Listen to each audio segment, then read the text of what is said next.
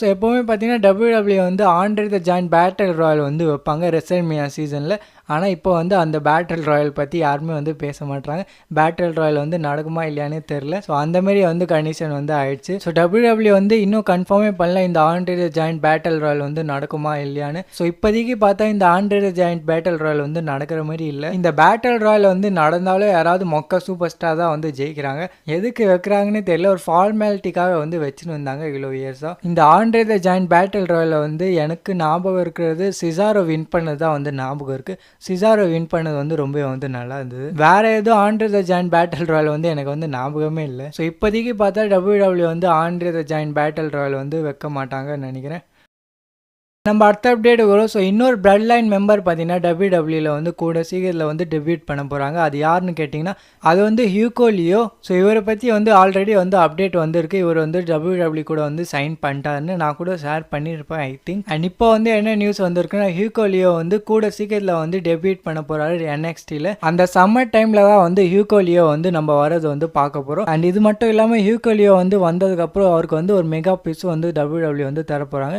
NXTயில் வந்து அவர் வந்து டாப் ஸ்டாராக வந்து போகிறார். வாழ்க்கையாக வந்து மாறி போச்சு. கொஞ்சம் மந்த்ஸுக்கு முன்னாடி பிளட் லைன் தான் WWE வந்து ரூல் பண்ணியிருந்தாங்க. ஆனால் ட்ரிபிள் எச் வந்து ஃபுல்லாகவே வந்து மாற்றிட்டாரு. போன வருஷம் தான் நம்மளோட சோலோ சிக்கோவா வந்து ரோமன் ரெயின்ஸை வந்து பின் பண்ணார். ஆனால் இந்த வருஷம் பார்த்தா ரெசல்மேனியாவில் அவருக்கு வந்து மேட்சே இல்லை. ஸோ அந்த மாதிரி பார்த்தீங்கன்னா WWE வந்து புக் பண்ணியிருக்காங்க பிளட் லைன். நம்ம அடுத்த அப்டேட் வரும். ஸோ ஒரு வீடியோ வந்து வந்திருக்கு. ட்ரிபிள் எச் அண்ட் நிக்கான் வந்து என்ன சொல்கிறாங்கன்னா இந்த ரெசல்மேனியா 41 ஸ்டேஜ் பார்த்தீங்கன்னா ரொம்ப வந்து மேசிவாக வந்து இருக்க போகுது. நீங்கள் வந்து அதை பார்த்தீங்கன்னா தான் நீங்கள் வந்து ஷாக் ஆகிடுவீங்க.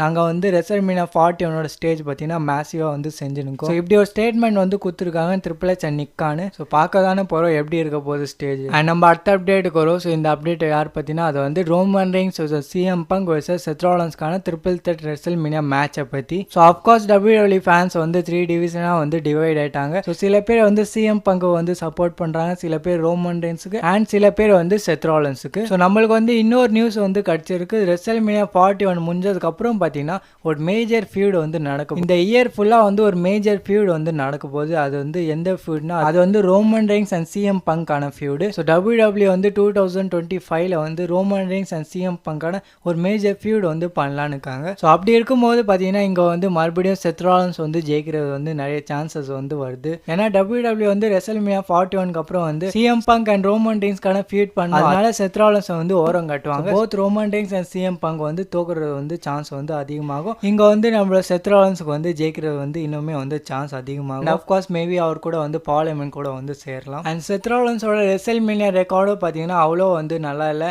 ஆனால் இந்த வாட்டி வந்து அவர் வந்து ஜெயிக்கிறது வந்து நிறைய சான்ஸ் இருக்குது. அந்த ரெக்கார்டை வந்து கரெக்ட் பண்ணுறது வந்து சான்ஸ் இருக்குது. ஸோ WWE வந்து கரெக்டான ஒரு டிசிஷனு கரெக்டான ஒரு புஷ் வந்து தரணும்னா செத் ராலின்ஸ் வந்து இங்கே வந்து ஜெயிக்கலாம். அண்ட் நம்ம லாஸ்ட் அண்ட் ஃபைனல் அப்டேட்டுக்கு வருவோம். ஸோ நம்மளோட ஃபைனல் பாஸ் த ராக் அவர் வந்து ஆளே காணும். எலிமினேஷன் சாம்பரில் வந்து சம்பவம் பண்ணிட்டு அவர் வந்து காணாவே போயிட்டாரு. ஸோ ரெசல்மேனியாவே வந்து வரப்போகுது. ஆனால் ராக் வந்து காணும். ராக்கால தான் இங்கே வந்து கோடி ரோட்ஸ் அண்ட் ஜான் சீனாக்கான ஒரு மேட்சே வந்து நடக்குது. ஆனால் ராக் வந்து இன்னும் வந்து WWEல வந்து வரல.